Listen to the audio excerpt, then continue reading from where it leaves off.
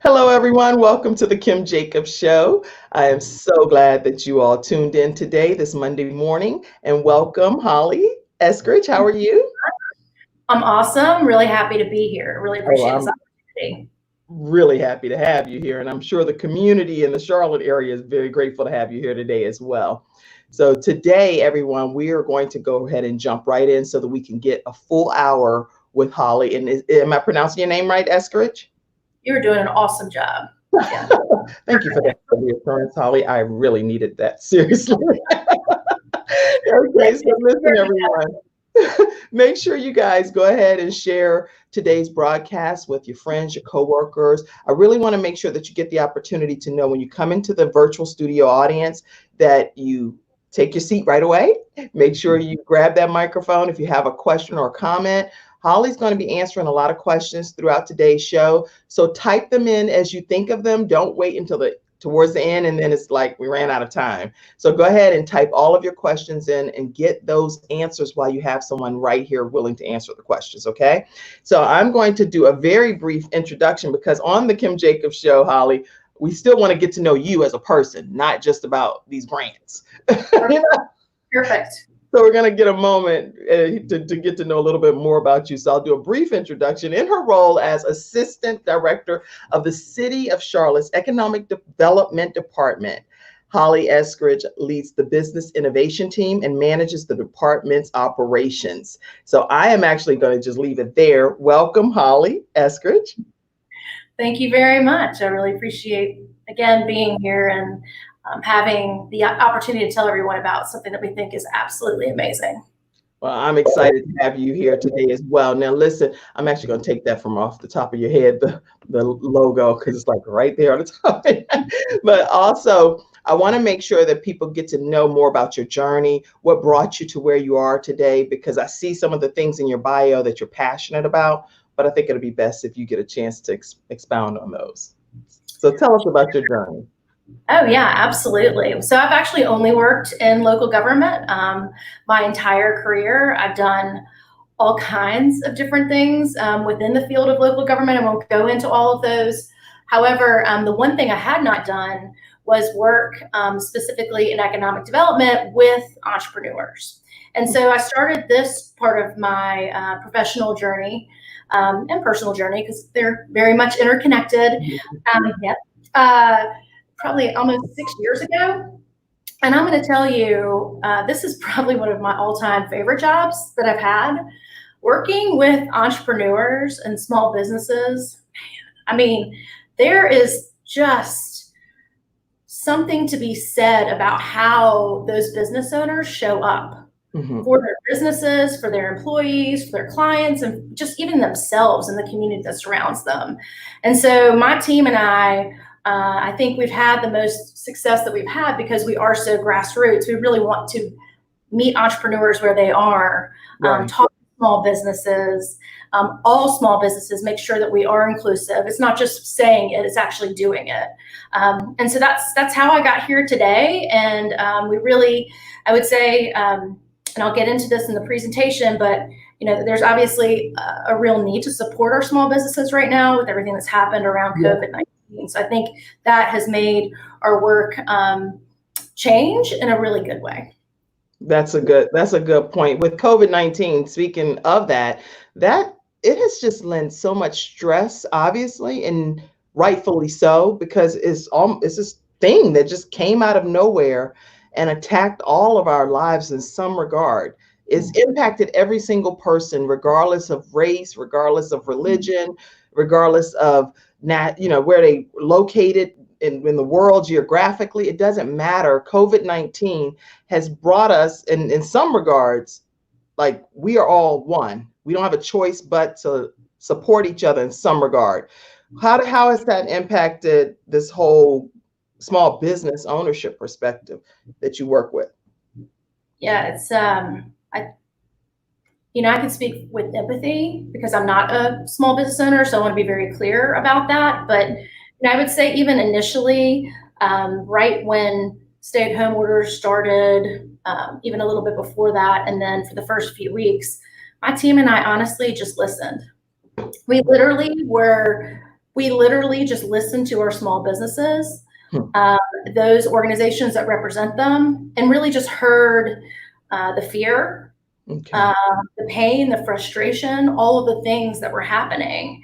And I would say that actually some really cool things have come out of that, in that I think, for example, there's a really large group of people who are the small business owners. A small business coalition has been developed. It's got over 6,000 members. It's incredibly diverse in the types of businesses and the racial, ethnic makeup of the businesses, women, minority owned, the number of years, somebody's been in business. And that group has been really instrumental, I think, in even helping to shape what I'm about to talk to you about today. But yeah, I just feel like if there are any individuals who can make it through this and figure out a way to pivot and have that grit and that resiliency, it's our small businesses. And they're critically important to our economy. So we must do everything we can to support. Well, it's interesting the way that you're saying it, and with such compassion and such sincerity. I would definitely want you to represent me in any kind of small business forum, because I can tell that you're very sincere about making sure that businesses win and that they get what they need to be able to succeed. So I can't even imagine the rest of your team, if they mirror how you are. It's got to be amazing. Yeah, they are rock stars. And they've taught me a lot. They've been here for a while doing this when I started 6 years ago, and they've really taught me a ton. And we have grown so much as a team, I think, even in the midst of COVID-19, and really just being with that goal, that foundation of that passion for small businesses and doing whatever we can to help them make it through this.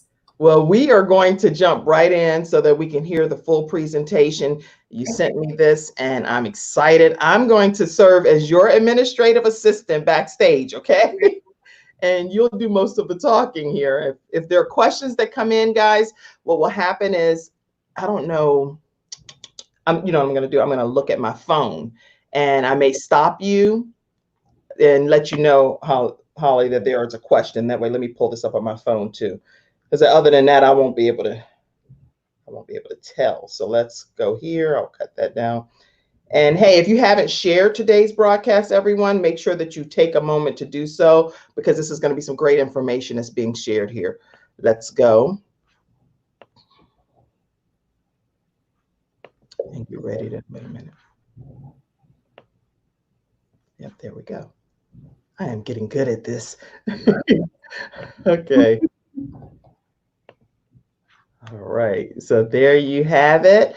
Oh, so I got to go all the way to the beginning. I said time. See, that's when you brag too much, you mess up. You're like, how do you feel you're good at this, Kim? And you're down at slide 50. Okay. Awesome. Okay, so let's go here, and I'm going to put it so you can start presenting. Look, I'm a talk show host, guys. I don't want to do all this extra. Okay. There you go. All right. Thank you very much. So I'm going to get straight into this presentation. What we have done, the city of Charlotte, in response to COVID-19, really in supporting our small businesses and our workforce, is we've created this Open for Business initiative. So the following, there we go. So there's two elements to this initiative. There's what we're calling the Survive, which is what I will talk to you about today. I'll go over that in a little more detail. And then there's Thrive. So how do we help really do in this kind of crisis moment? How are we helping our small businesses and our workforce survive the challenges they're in? And then how do we help them thrive moving forward? So the Survive first round of funding, I'm going to go over the first one in detail today. I like to go over these because a lot of people have heard about them, and so I want to make sure I cover them. The first is small business partner support. So what this is that nonprofits, to be government or academic partners in the community that interface with small businesses, they are completely overwhelmed with the need and the demand. And so we really felt like it was important to be able to financially provide additional support. So either they could expand those services or maybe do something different that current funding models didn't allow them to do, but they knew their small businesses needed. So that program, awards have gone out. The letters, the groups have been selected, and we should have their work starting in the next couple of weeks. The Open for Business platform, that will actually be a one-stop shop for small business and workforce resources. One thing we're putting on there too are really cool stories about the resiliency of our small businesses. So if you have anything that you are doing or you know someone is doing, please let me know. I would love to take a look at your story and showcase it on our Open for Business platform. The next two are workforce initiatives. So the first is intensive career cohorts. My colleague, teammate Emily Cantrell actually is the lead on these two programs. So the intensive career cohorts there's industry verticals that we've seen during COVID-19 that have had to continue to have job openings. So for example, technology or renewable energy.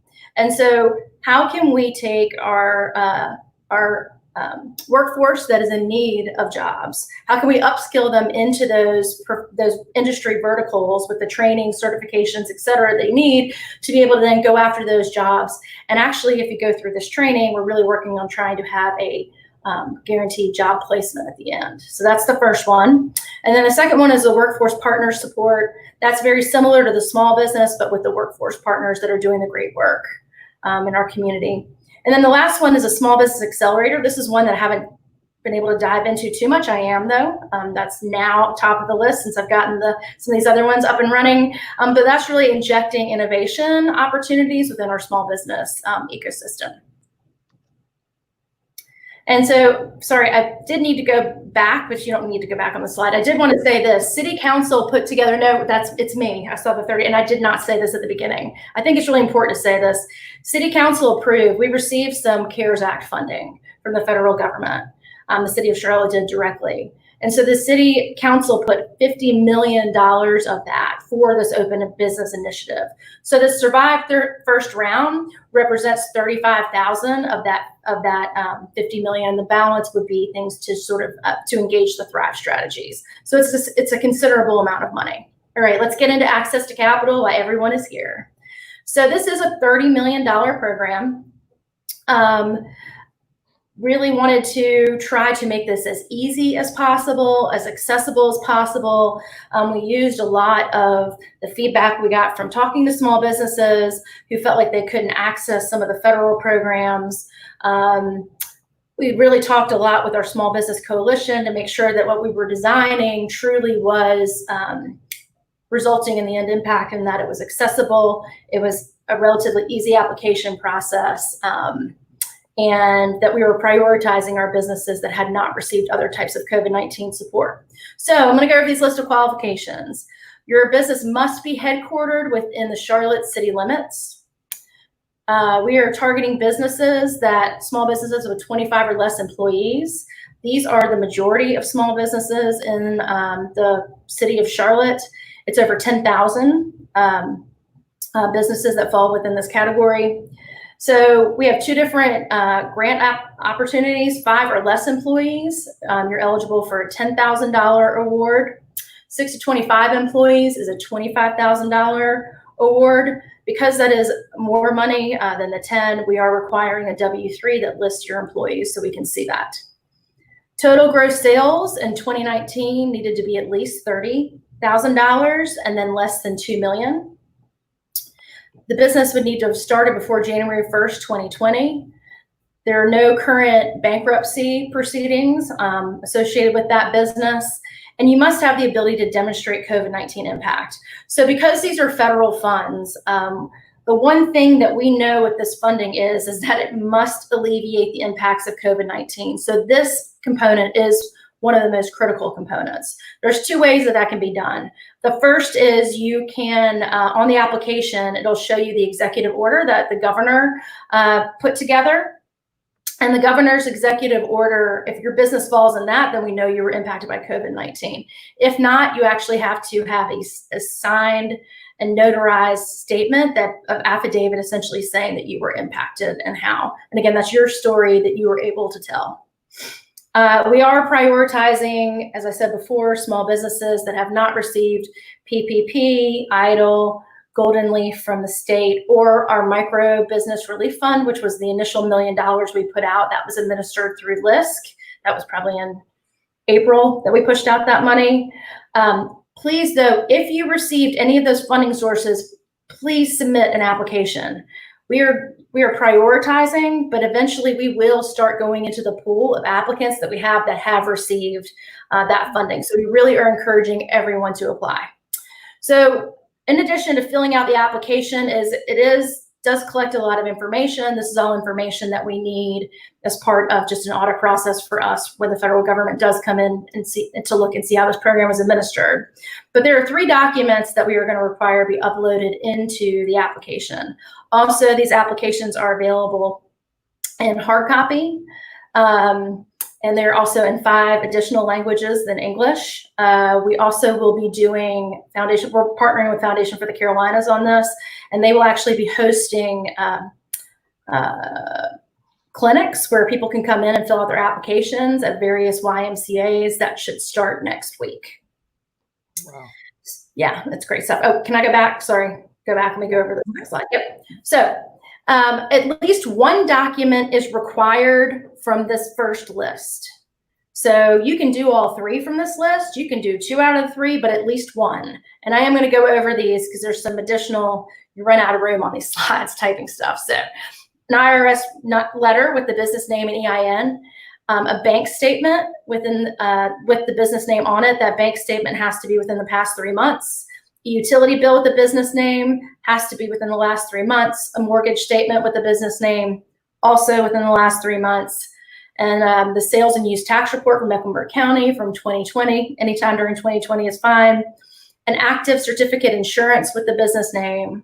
So one of those has to be part of your application or it is not eligible. Additional options, we're really trying to give different options that business owners may have is from your 2018 or 2019 tax return, because we know the 2019 tax returns have been delayed. Form 1040 for your Schedule C from your Form 1040, that's for sole props. Form 1065 for partnerships and LLCs. Form 1120 for C Corps and Form 1120S for S Corps. Other options, a lease agreement with the business name. It needs to be a current lease agreement and it must be signed. A balance sheet from 2019 or a profit and loss statement from 2019. So eligible uses of the funding that you receive, and the application itself does require you to list out how you would use the funding within these categories. So it could be mortgage or rental assistance, utilities, payroll, and then supplies and inventory. So the timeline, we're actually, already into this a little bit, but we like to show people how aggressive we've been. We actually developed and designed this program within about 2 weeks, and then we did some testing on it to make sure that it was up and working and wouldn't, I think, like SBA, when their programs came out, their system crashed. So we didn't want to do that and impede our small businesses from having access. And so we really did a considerable amount of community outreach during this time too. I will say I've spoken on, this is my 21st time speaking on this. And I've reached, not counting your fabulous viewers yet in this number, over 12,000 viewers on the different, on the different outreach efforts that we've done. So it's been pretty incredible. So the actual application launched on June 22nd, and we've issued checks June 30th and July 6th. We're doing some additional outreach, obviously, this week when we're really looking at, because it's been great, and I can talk a little bit about it. But from a demographic standpoint, we really wanted to make sure, one, that it was inclusive of all small businesses, whether that is race, gender, or also in all geographies within the city. And so far, it has absolutely accomplished that. And when I get done with this, I'll go into the demographics that we have to date.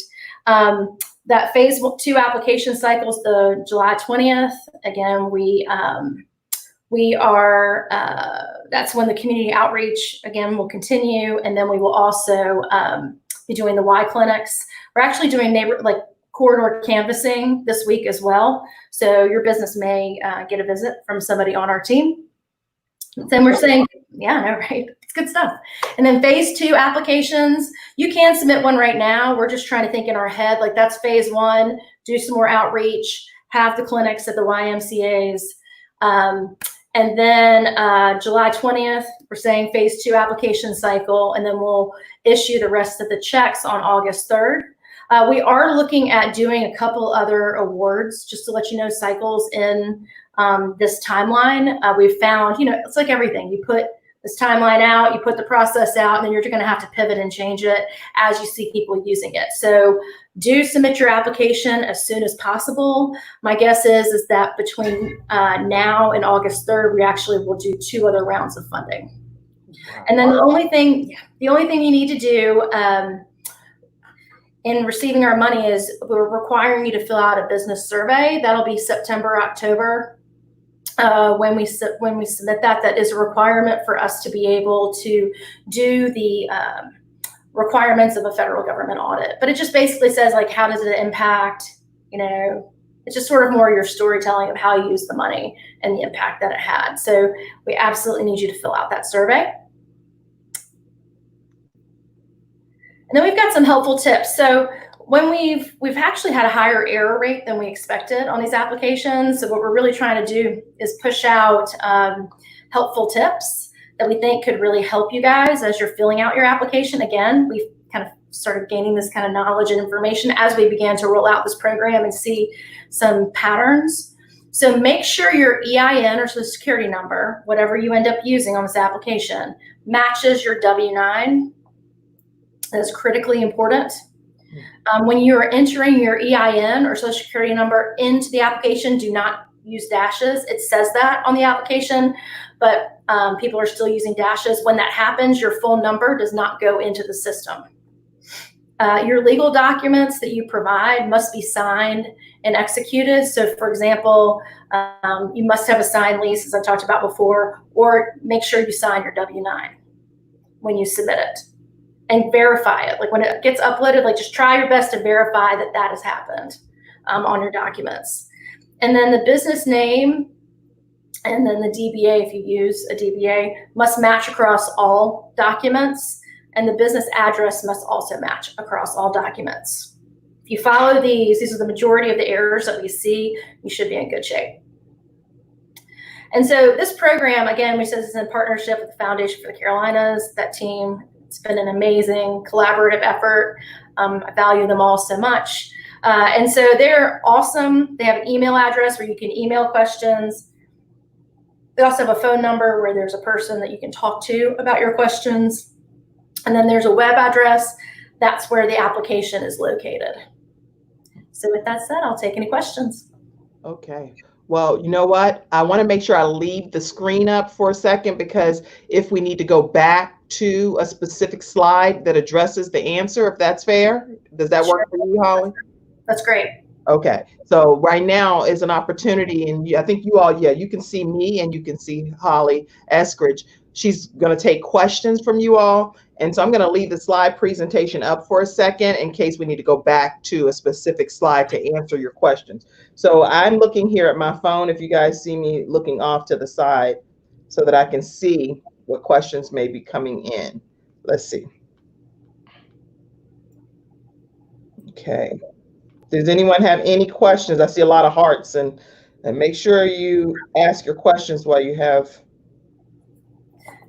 While you're getting those, Kim, I do want to tell you about, I've mentioned this before and I didn't follow up. So the applications to date, so we've awarded 195 small businesses for a total of 2.16 million. And of those applicants of those that were awarded, 54% are African-American owned businesses, 29% are Caucasian, 8% are Latino, 6% are Asian, and then 2% identify as other. And 55% of the award, those that received awards were male, 45% female. So we feel good about this process is representative of our small business community. We like more, to be honest, more women to apply. So please submit your applications. Okay. Wow. Okay. So that's a nice diverse breakdown based on everything that Holly is sharing. A question that came in from Sean Hall is this available to sole proprietors? Yes, it is. As long as you can produce those 3 documents that we went, those maybe, I don't know if we want to go back to that slide, but there's a slide that, there you go. Oh, next, yep, there you go. As long as you can produce 3 of the following documents, you are absolutely eligible to apply. Okay, so Sean, right now on the screen, you see access to capital. 3 of these following documents are required, and she lists each of them in this presentation. Someone else wanted to know, can a nonprofit in Winston-Salem apply? No, so you have to be within the city limits of Charlotte, and also for this specific funding, it is for-profit small businesses.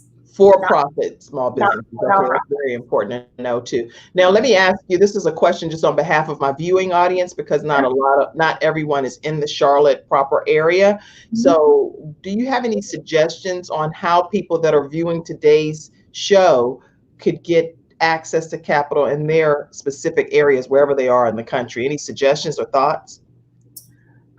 So I would say what we're hearing, we actually have a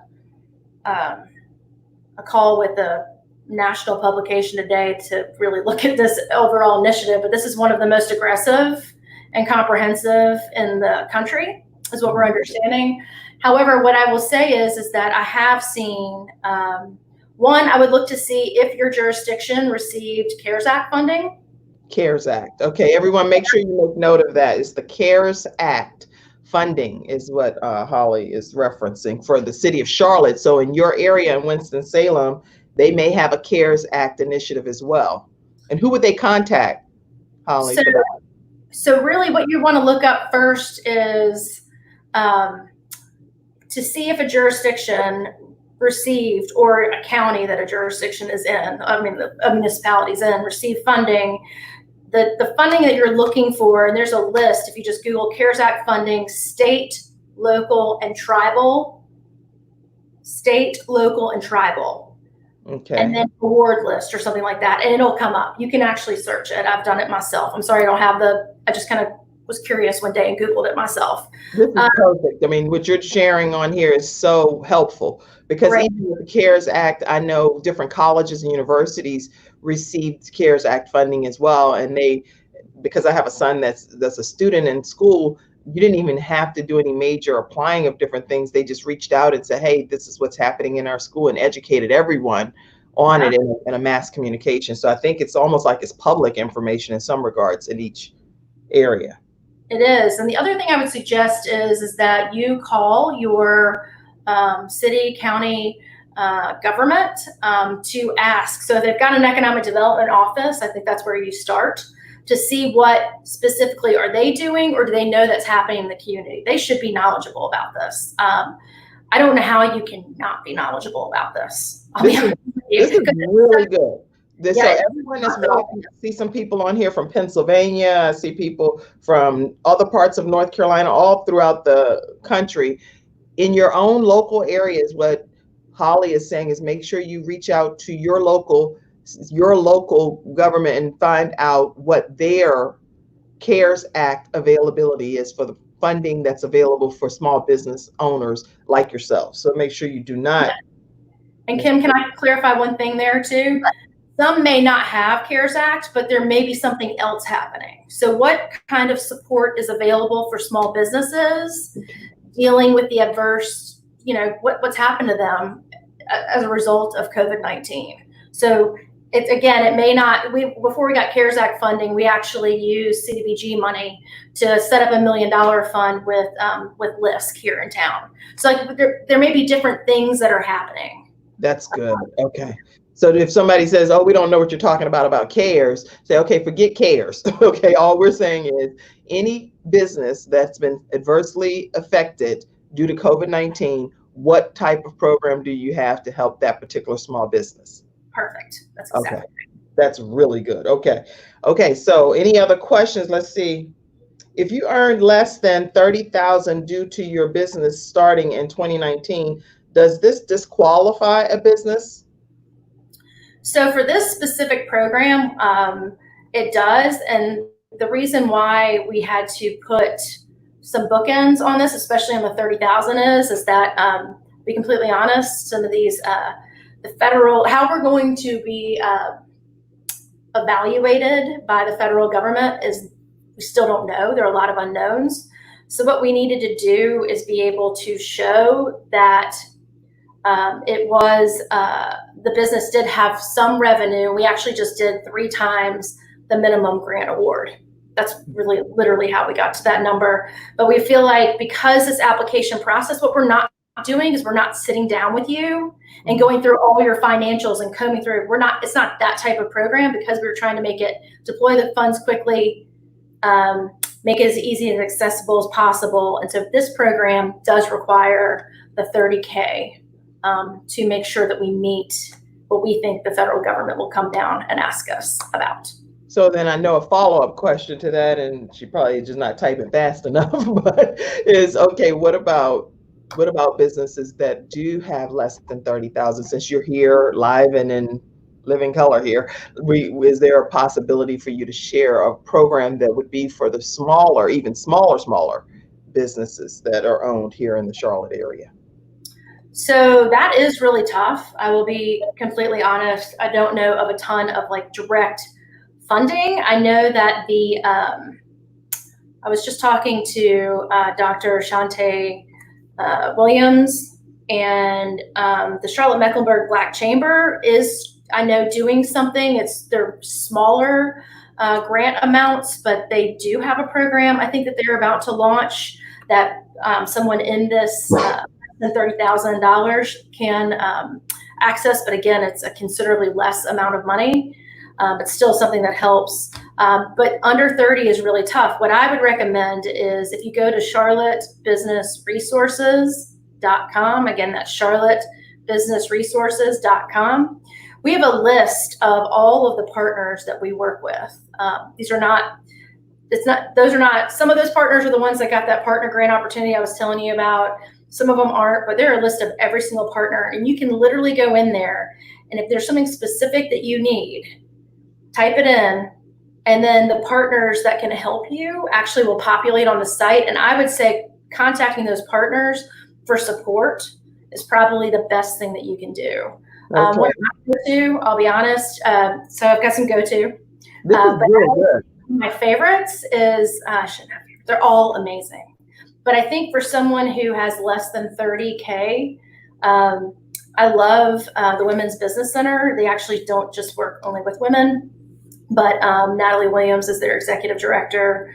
They're absolutely incredible. CPCC has some amazing programs as well for those that would have sort of that lower revenue standpoint. They have a Get Up and Grow program that I think is really fantastic. And then Prospera is another one that they work mostly with Latino-owned businesses, but they will work with other businesses as well, and they have some really good wraparound services. So Morgan, make sure, if you will, just type in that charlottebusinessresources.com. I want to make sure that you all see that in the comments, charlottebusinessresources.com.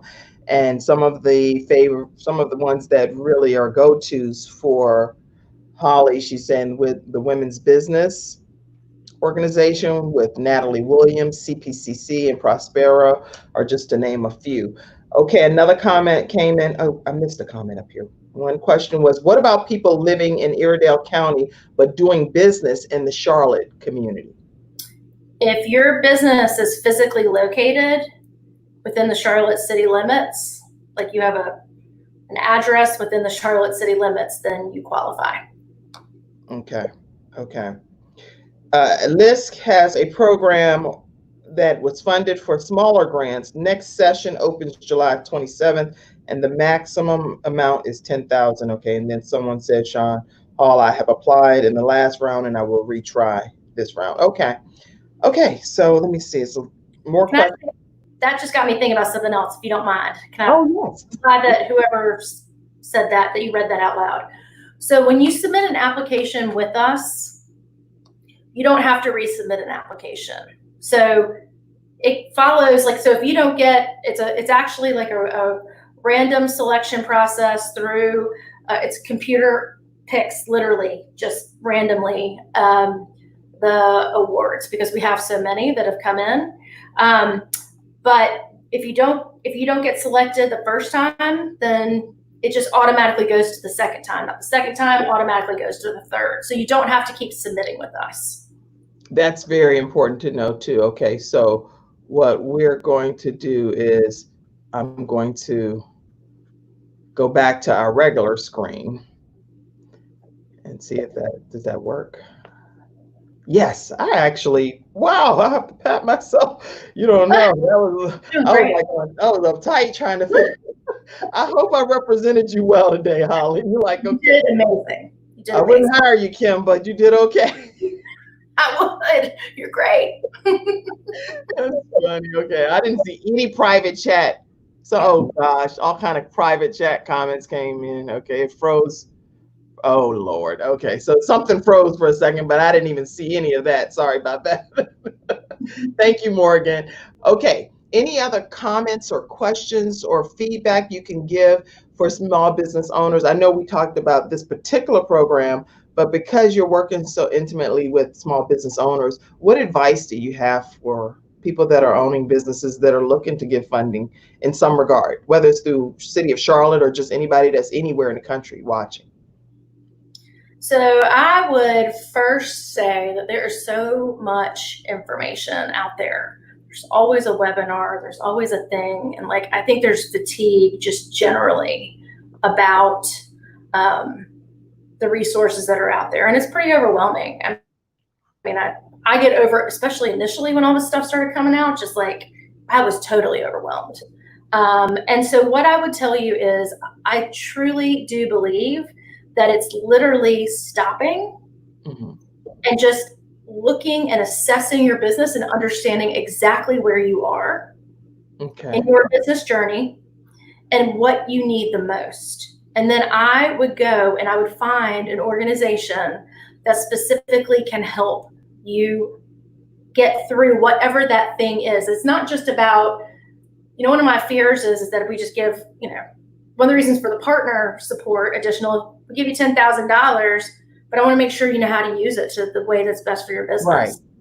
And so even if you're not given $10,000, like having someone who can talk to you, and we have, compared to a lot of cities, and I hear this repeatedly, our small business like support organization network is unbelievable and it's very well connected. And so if you go to one, they can't help you, they will actually refer you to the one that, that can. And it may just take a minute. Oh, it's incredible. Most people don't even know how fortunate this community is to have the partners that we have here. And you think I'm passionate? Please, you start talking to these guys. I mean, they just make me want to up my game that much more. They're awesome. They're awesome. So that's really what I would say is like truly understand, stop and figure out, because it's such a crisis mode right now in survival, and it's a lot of fear, right, and anxiety. So just what is it that you are looking for specifically? Be honest with yourself about where your business is, and then reach out to this amazing network that we have. Again, most of those partners are listed on charlottebusinessresources.com. Not every single one of them is. But yeah, that's my recommendation. I'm going to type that because I don't see that up here, Charlotte. Business resources.com. Okay. I'll put that in the chat for you all so that way you'll have that information. And yeah, the charlottebusinessresources.com. So so Deborah Edwards said this is great information. Oh, okay. She said I added it. I don't know. Let me see. I'm doing too many things. So in this one episode today, I'm like, I can't see all of this stuff. So you're doing a fantastic job, Morgan. I see so much communication from you back in the back office. Just put it in the comments some kind of way and I'll pull it in because okay. So anyway, this is really great information, Nefertira says. And a lot she already has. I see. Lord, I know Morgan like, you know what? I'm not going to help you, lady, because I've been typing it in. Here it is right here. Access to capital contact information. You have the email, which is CIT City Grant at fftc.org, correct? And the phone number is 704-998-6499. And the website is here as well. The only reason I'm verbally repeating it again is because I have people that listen to the show on iHeartRadio and on iTunes and SoundCloud. So I want to make sure you get the website. It's www.fftc.org/CLT City Grant if you're listening to today's broadcast. And I would say that's got a ton more information on the program on it. The foundation's done a great, very comprehensive job, and they will also have in there where you can like contact them. So it'll give you the telephone number and the email. So in case you didn't get all that part of it, just go to that website and it's all on there as well. Excellent. And then also Morgan typed up there for me, charlottebusinessresources.com is another resource that's been shared by Holly. Let's see, there are other comments coming in. Small businesses can learn more and apply here as well. Excellent. Thank you, Nefertir. Now, someone did ask, hey, what is, Sean Hall said, hi, does Pride have some insight on what's happening here? Do you know the answer to me? Sorry, are you asking me? Because I saw. It's a flash round, so these are good. I don't know how this forum works. Can she comment? Okay. Oh, who was this that will be commenting, Nefertira? Yeah, so Pride actually is a partner in this. They're doing a ton of outreach. They're really taking this on a grassroots. Thank you, Neff, for that. They're taking this on a grassroots level for us. I mean, they're incredible. I can't begin to say enough about what the Pride team is doing. But yes, they're an active partner in all of this. Yes, and we're grateful to have them.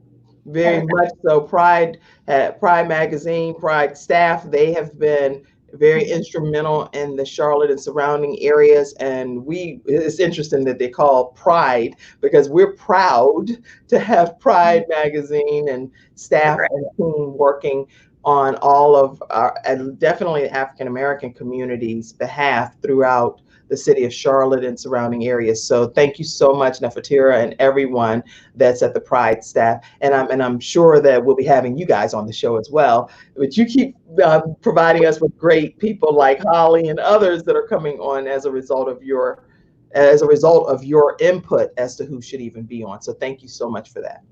And can I make a plug too on Pride as well, but also for a city program. So we were super excited. We have a program called Amp Up Charlotte, and it's for minority-owned small businesses. And you can type in Amp Up Charlotte, and it'll bring you to a web page. Like if you just Google Amp Up Charlotte, it'll take you to the information. But it's for businesses that are minority-owned businesses that are in that growth trajectory. And anyway, Pride was one of our original participants and graduates of that program. So it's really fun to come full circle and start working with them on this project. That's exciting, exciting.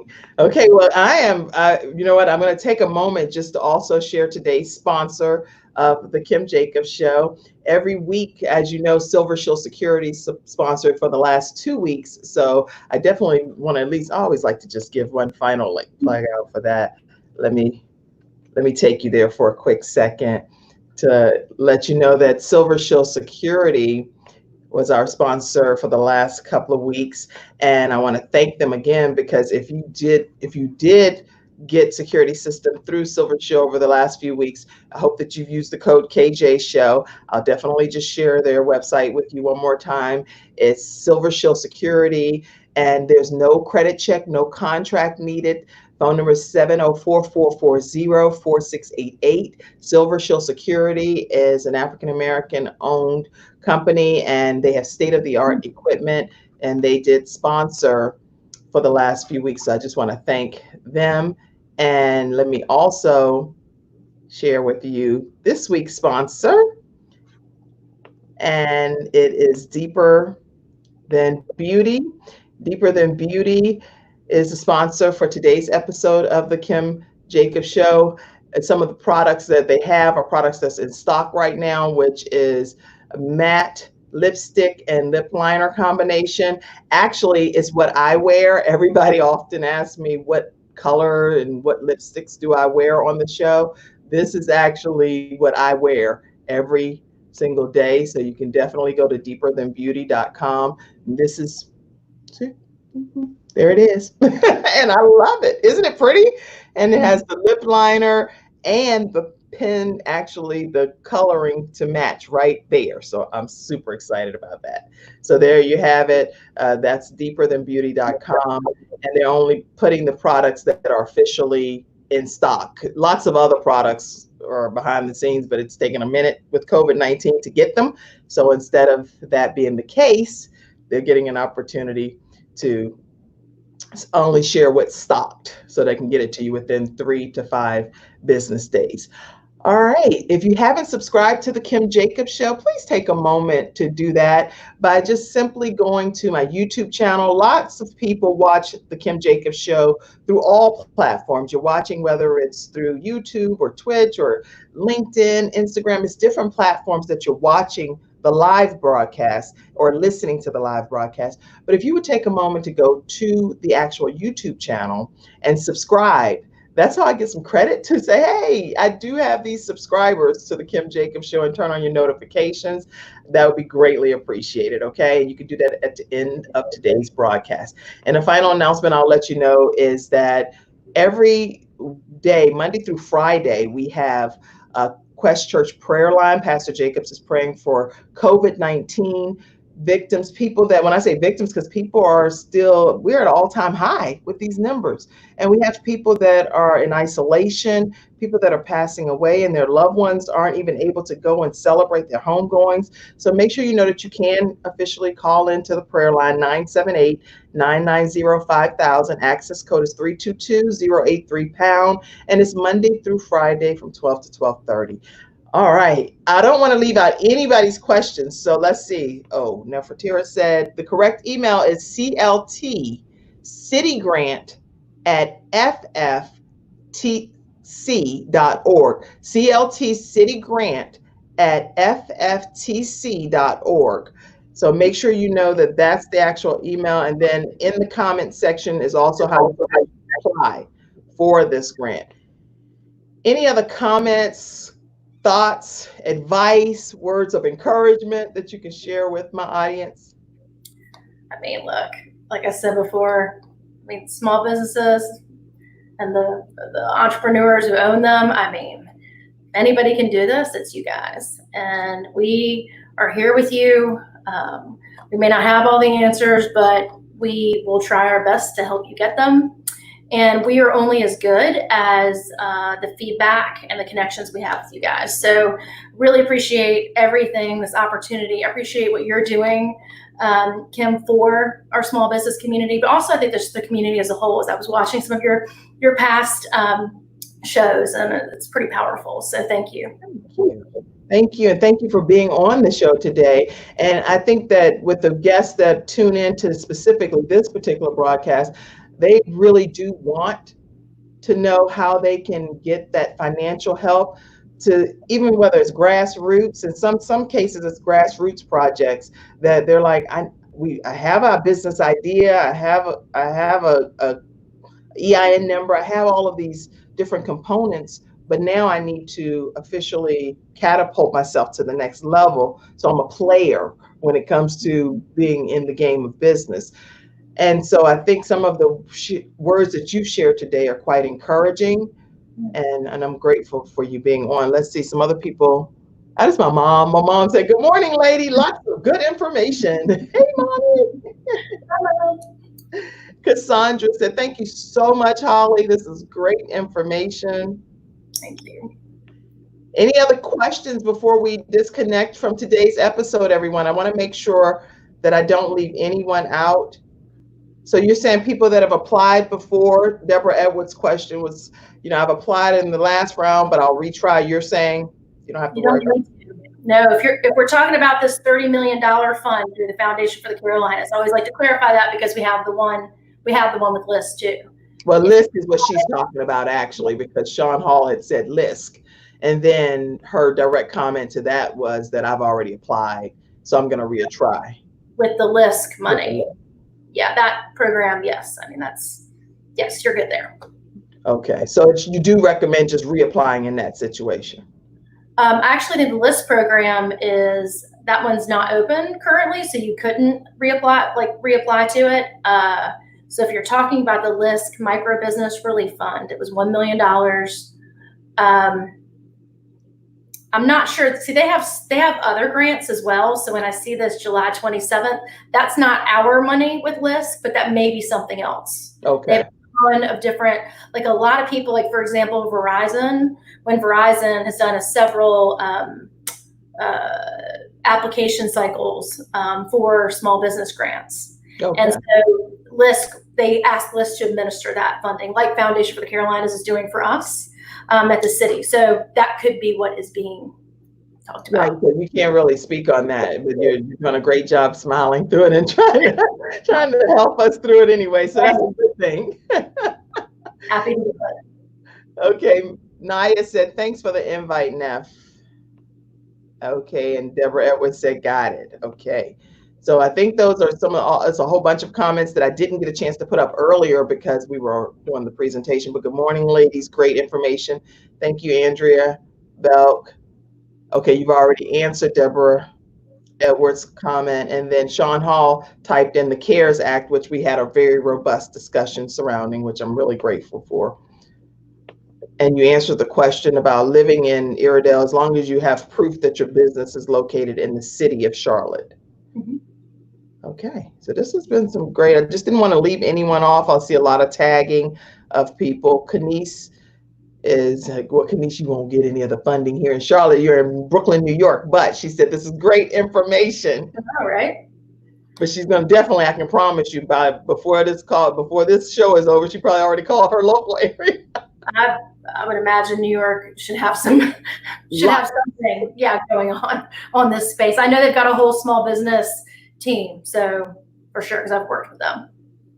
That's good. Okay, well, I think again, this information that you've shared, the PowerPoint presentation is there for you all to go back and later reference, and you can screenshot the different pages, and everything you shared was just incredible. So I think that if you qualify based on the requirements that's been laid out today, make sure you take advantage of the opportunity that is presenting to you, because it's a nice diverse breakdown of the people that are receiving the funds. More women are encouraged to apply.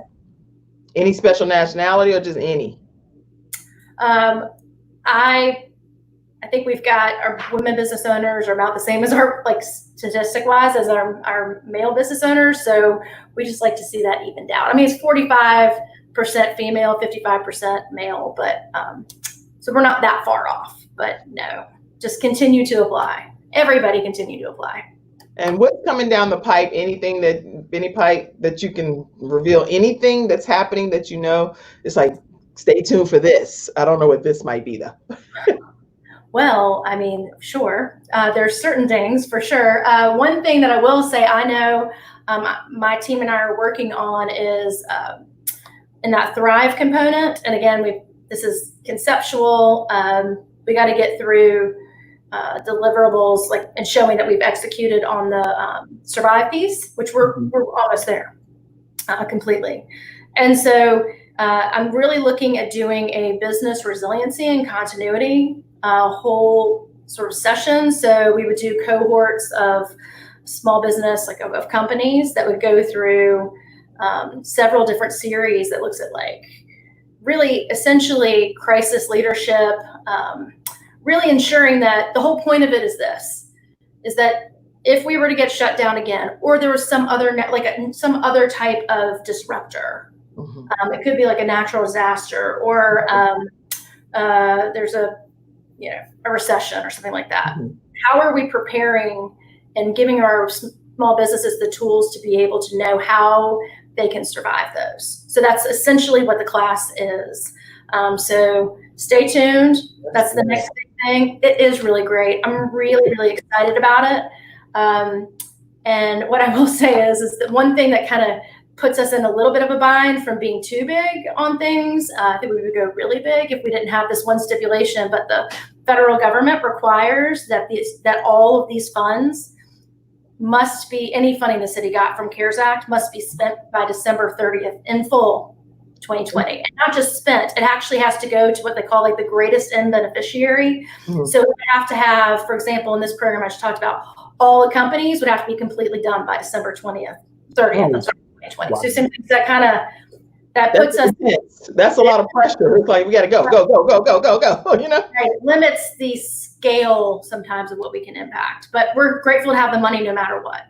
That's really great. You're grateful to, I'm sure, even be chosen as the conduit to be able to provide. Absolutely.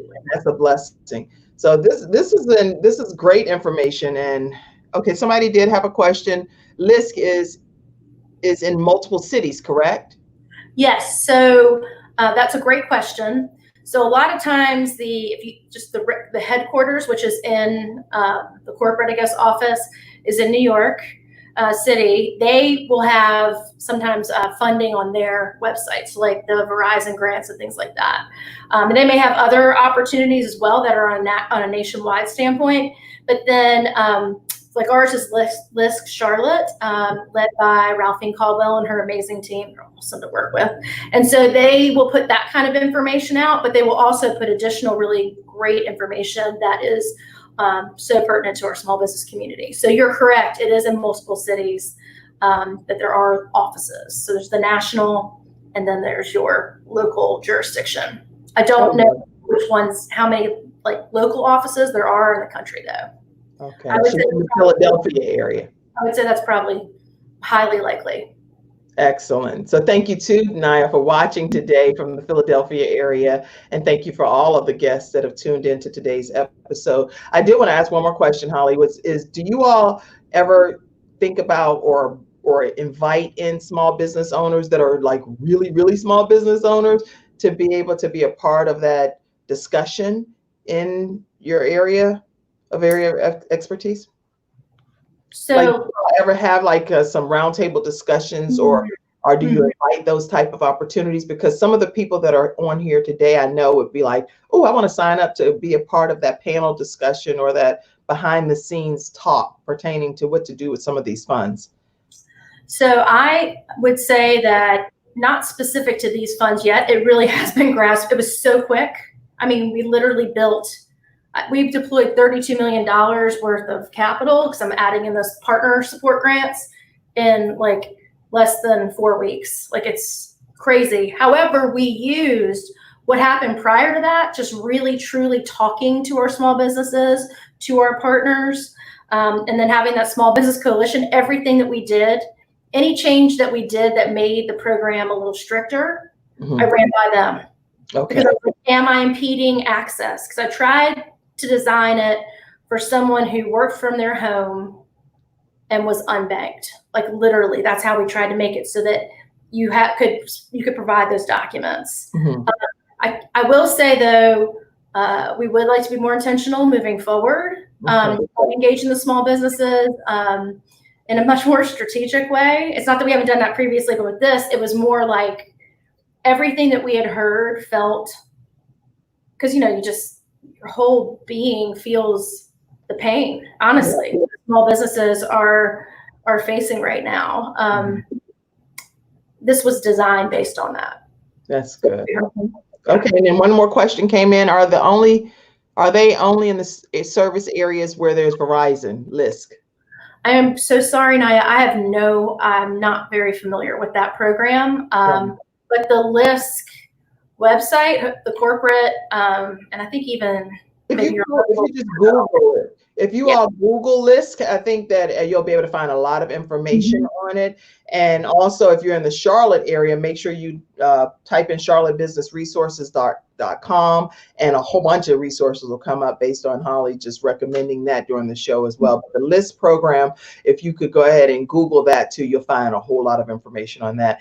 And I'm going to give you the closing words, Holly, because we're like down to like a minute here anyway. But I want to say, listen, tomorrow, tune into the Kim Jacobs Show at 11 o'clock a.m. I have Judy Hanrecker, who's going to be on, and she's going to be talking about being wonderfully whole, how we are wonderfully whole as as individuals.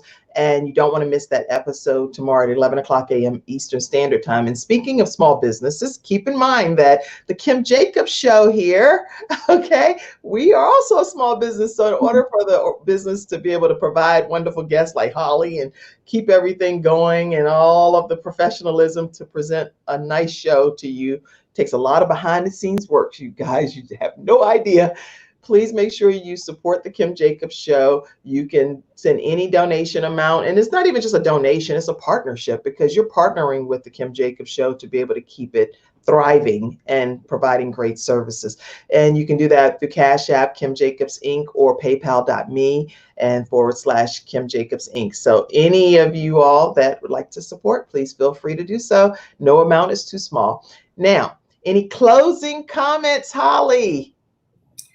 So I would say that, first of all, I'm still just like humbled by having experiences like this, but being able to even just talk to our small businesses and to hear of the courage that each of you is having during this really difficult time. And we are with you, and you're not alone. And so we really appreciate you including us as part of this journey that you're on right now. Thank you so much for being my guest today on the Kim Jacobs Show. Thank you all for tuning in. Holly, I could not say thank you enough. Thank you, Pride Magazine. Thank you, everyone that has anything to do with what's happening today. Thank you. Thanks. Have a great day, everybody. Tune in tomorrow at 11 o'clock a.m.